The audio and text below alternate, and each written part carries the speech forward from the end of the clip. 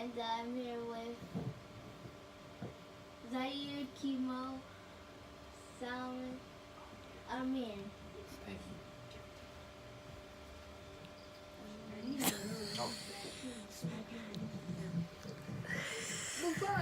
We're here. Hello, my name's Kimo Umo, and we're here today with Confederated Villages of Lashan. Karina, could you tell us about yourself so our audience knows who you are? Thank you so much. I'm so happy to be here today with all of you great folks at PNN Youth Radio, and I am here from the Confederated Villages of Lashan, and this is Huichin territory, what is now known as Oakland, Berkeley, Alameda, Emeryville, and Albany, and here just to have a good conversation with you guys. Kimo, yours the first question.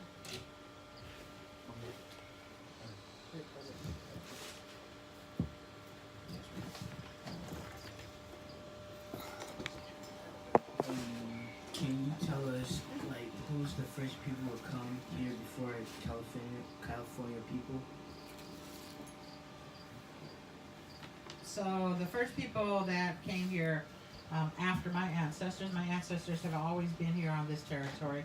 The first people that came here to visit were the Spaniards, and they actually enslaved our ancestors in California, from the bottom of California all the way up to a little bit past here in Solano in the mission system for 99 years. There were 21 missions, and the first 9 missions were created by Junipero Serra. My ancestors were enslaved at Mission San Jose in Fremont and Mission Dolores in San Francisco.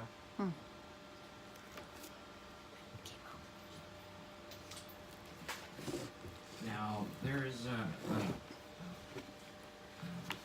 problem going on with these Westland water gangsters, as we like to call them, trying to mess with the Delta and trying to make moves on the water there. Can you tell us something about that? So the state of California has, or the whole world, has a certain amount of water.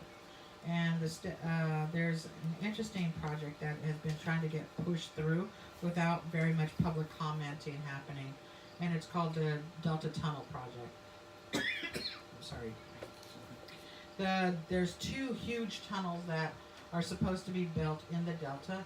And for our ancestors, there are village sites and ceremonial sites that will be destroyed if they put these tunnels through the Delta. What's going to happen is that the state of California is willing to extract water from the northern territory of California and push it down to southern California to Westland waterways. That means that even if we're in a drought, Southern California, southern part of our state, will get more water than we will up here. These huge tunnels are bigger than 3 stories high, basically, and there's 2 of them. And there's no way that there will ever be enough water to fill even one of them to go down to Southern California. There's not a purpose for this. What we do know is that it will destroy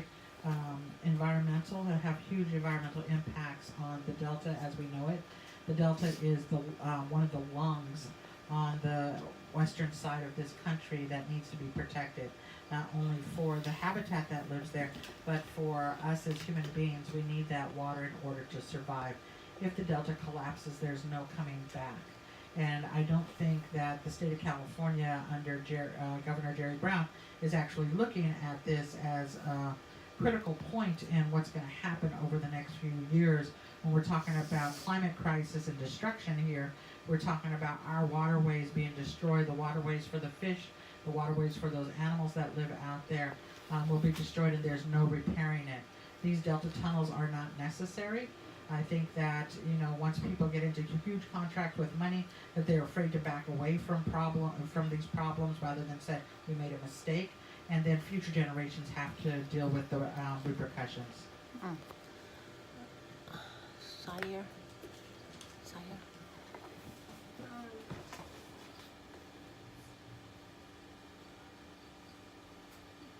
Has your family been affected by the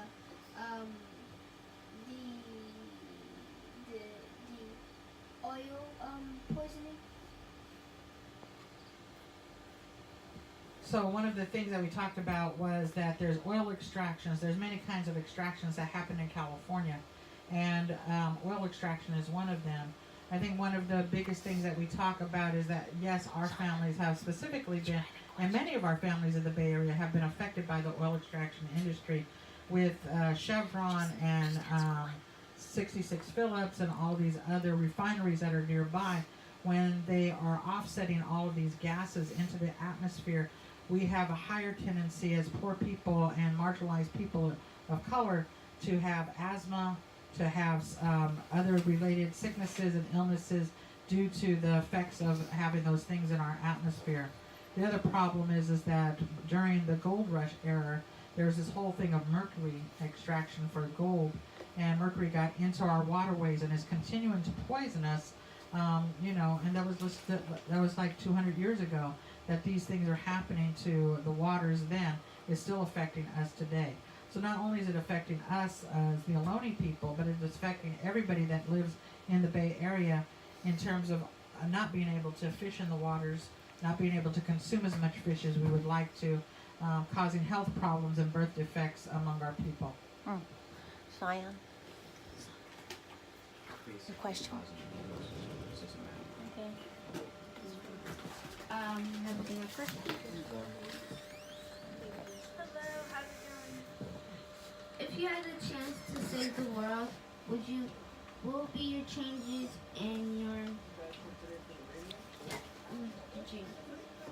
If I were to save the world, wow, that's a big question. I think one of the things that I think that we all need to do as human beings right now is that we actually need to go back to thinking smaller.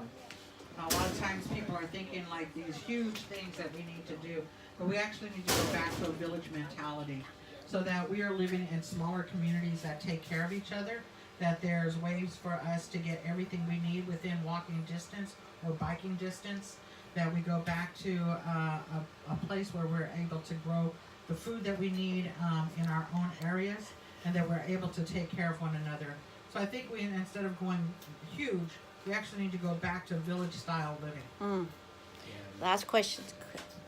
Hello, my name's Solomon, and my question goes for what you were talking about earlier, how the water's getting poisoned by pollution and mercury. What do you think will happen if that continues? Well, if we continue on the route that we're going right now, we as human beings and everything else on the planet will cease to exist. We all need water. Water is life. That's a thing that was going out for the last couple of years. But truly, our bodies are made up of 98% water. Everything that we need in order to survive needs water. So the plant life, in order to drink, in order to bathe, in order to do anything, we need to have water. And if we continue to destroy the waters that we have here, where there's only a limited amount that we have in the entire world, and that gets recycled, and if we keep on destroying the water that we have by polluting it, we won't have enough to in order for us to survive as a human race.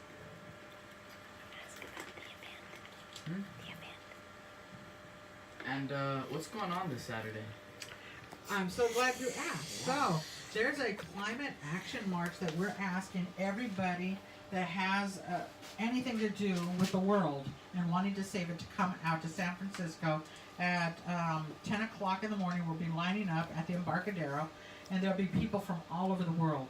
So they had one of these huge marches in New York, and over 100,000 people showed up. They had a huge one in Washington, D.C., and this week, coming up week, Jerry Brown is going to have a Global Climate Action Summit. And they are going to be bringing in people from all over the place, and the public isn't generally going to be invited to be in those conversations, but to talk about exactly what we're talking about today: climate destruction and climate heating up, the climate crisis, right? But we have all of these people that are not including basic people who's also being affected by this. And so we are asking thousands of people to show up for Mother Earth, to come and join us in putting out a message to Governor Jerry Brown and the people that are working with him, to tell them that we want to have a voice at the table, that we want to be able to do the thing, to have a voice in what happens to our Earth, and that we need everybody's voice to be there in the streets with us on Saturday. So 10 o'clock at the Embarcadero, we line up we start marching with an indigenous contingent at the forefront, because indigenous people are at the forefront of climate disaster right now. And we will march to the Civic Center and in San Francisco. And so please show up, bring your friends, your family, your children, your dogs, everybody, and we're going to have a good time. And we'll be doing some painting at the end, and I hope to see you there. Yeah, we'll be there. Welcome to your Power Skolaz Radio on PNN-KEXU 96.1 FM. I'm Zion, and I'm here with, Bye.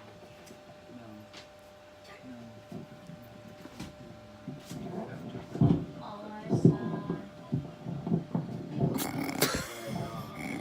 Oh my God.